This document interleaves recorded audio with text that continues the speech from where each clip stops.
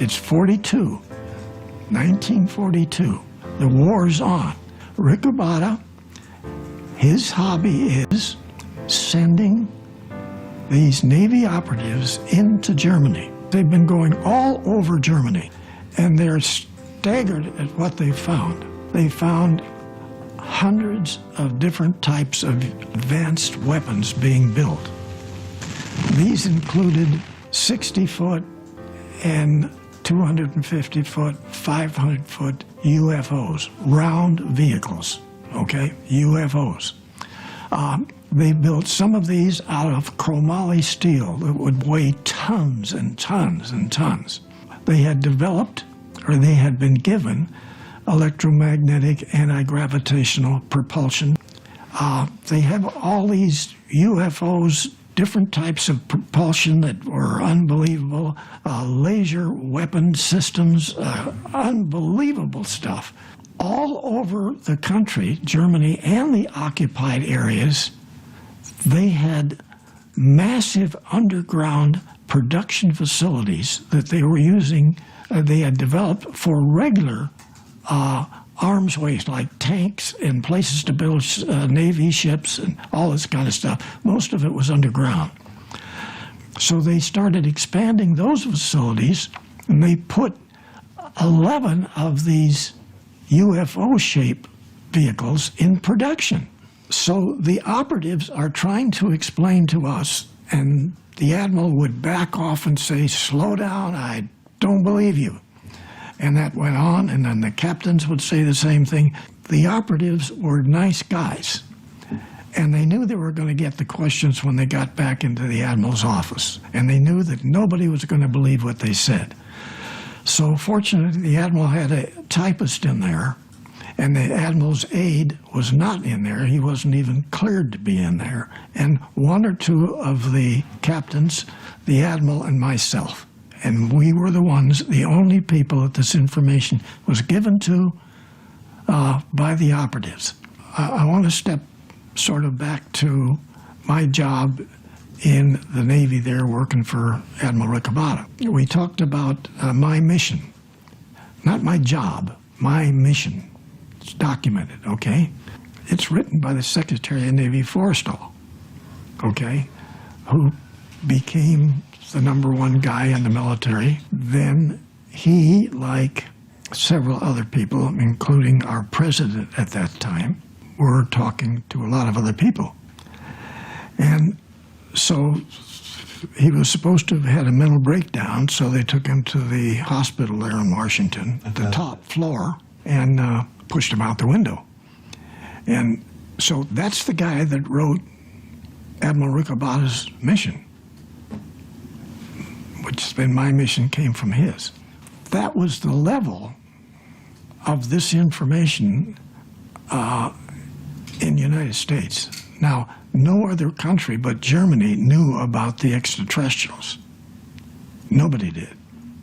Now, as this started to unveil the reality of what Germany was doing, it was like the war is going to be over, period. They're going to take the whole planet, and they could do it in 5 minutes.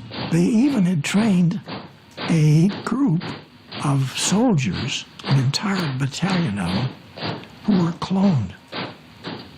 They had cloned a whole battle group of soldiers. They sent them out front, and they were killing the Russians unbelievably. So it's not just the material, but and advanced medical systems, longer lives. The size and the magnitude of what was taking place was unbelievable to everybody that got involved in the program. The SS found out that people could live longer. So there was another big, massive program given in pieces, brought back by the Navy operatives, plopped it on the table in front of Admiral Rick Abada, and of course that ended up with about 24 packages because of the different magnitudes of living longer. And I guess if you ask the question for the Nordics, their comparable lifespans are 1,400 to 2,200 years. But they look exactly like us. There is a study that we did later on at TRW on advanced life systems as extended life. And that program is down now to within less than 2 years.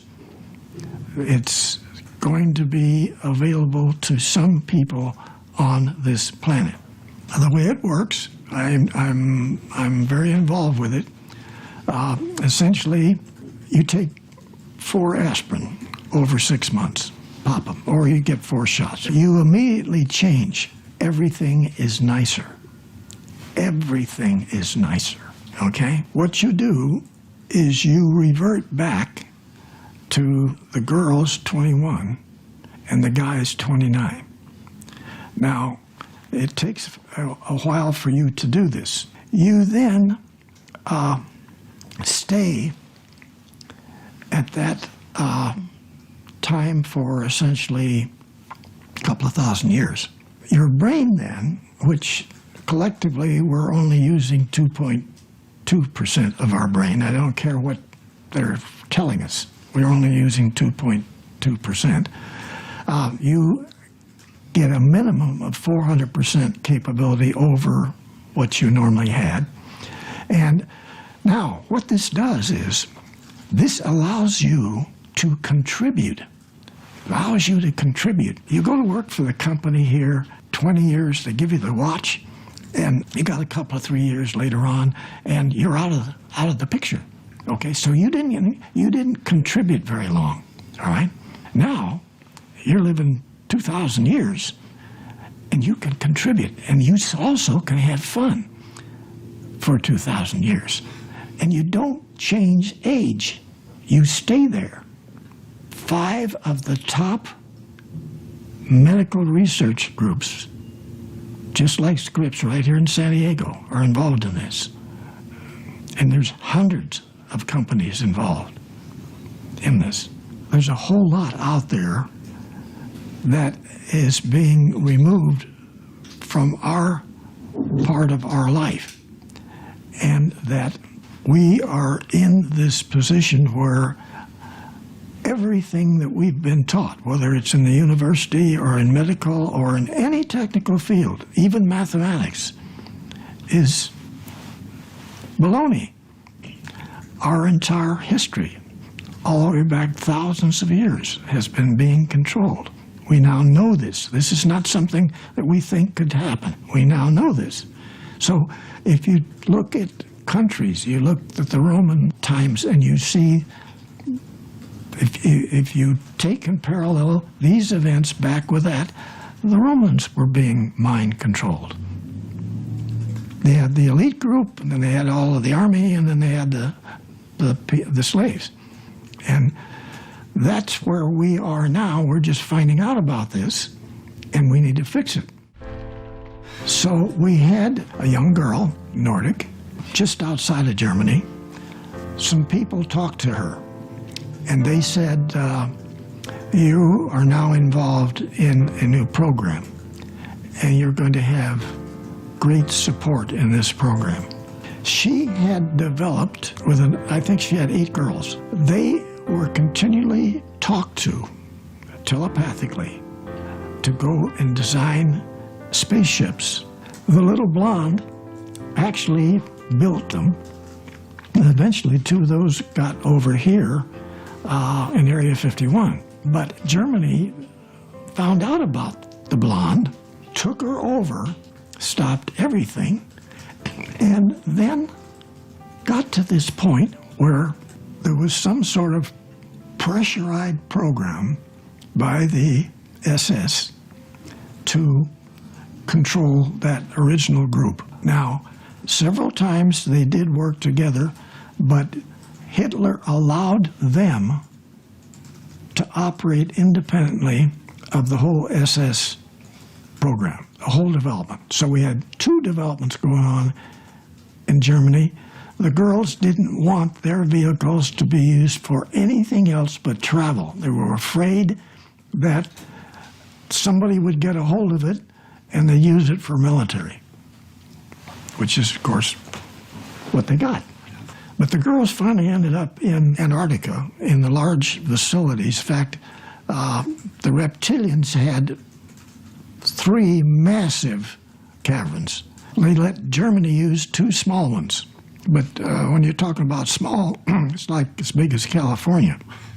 And so there's cities in both the extraterrestrial caverns and manufacturing everything that you would need on a planet. So then Hitler's group did the same thing.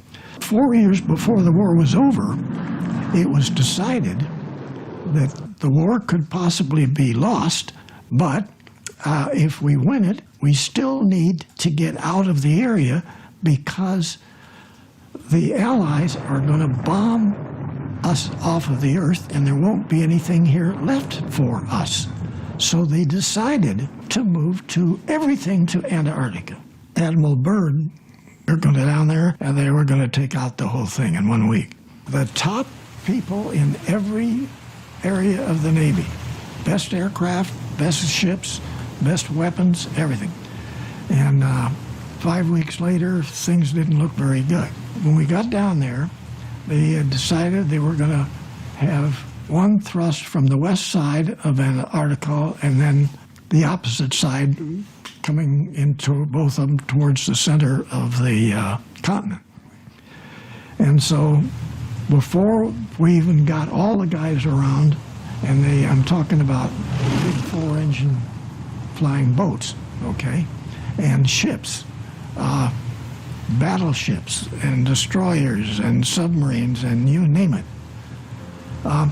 Before they got there, these fairly large, they were 100-foot diameter saucers, came up out of the ocean and took down everything.